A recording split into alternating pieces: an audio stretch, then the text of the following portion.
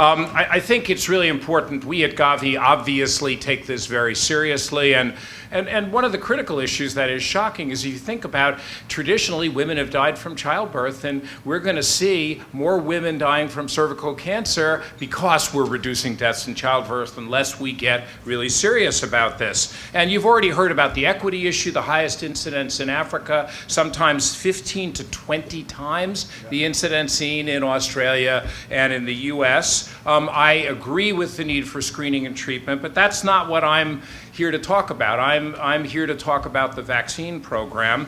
And I think it's interesting to see when this vaccine first was available, we tried to bring it up. People were quite nervous. What experience would people have working with adolescents? Would they be able to do that? We started with the demonstration project. 30 countries have now rolled the vaccine out as part of a demonstration project, showed they can get high coverage, learned how to use it. And I think it's really exciting now that we have started to roll out now nationwide. We have 8 countries that have already rolled out. You've already heard from Rwanda here. We have 2 more this year, Ethiopia and Senegal. We have 10 more countries approved with another 25 million girls there. And what really changed all of this was we started out doing single-year cohorts, but with an understanding we could get population immunity, we've shifted to multi-year cohorts where girls between 9 and 14 could be able to do that. Now, you've heard the extraordinary story of Rwanda, which I have walked around saying has the highest coverage in the world.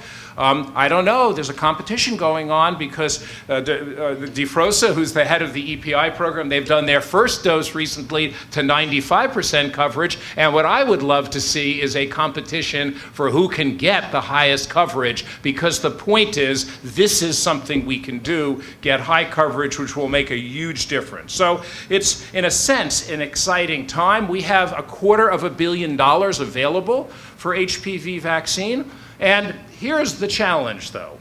So the price point for HPV vaccine is quite high in developed countries, but the manufacturers have stepped up. We've got a price point of $4.50 for countries that are themselves unable to finance. We pick up most of that cost, so countries can pay as little as 20 cents a dose. But in this process of scale up, we've hit a wall, and that is that the world is not producing enough doses. Part of this is the fact that the whole world now is interested in cervical cancer, so there's global demand for it. But part of it is having this lag and scale up right now, and that is putting at risk our goal to immunize 40 million girls by 2020. We will do another tender this year for all 3 vaccines that are out there and that are pre-qualified, and I suspect we'll have even more demand.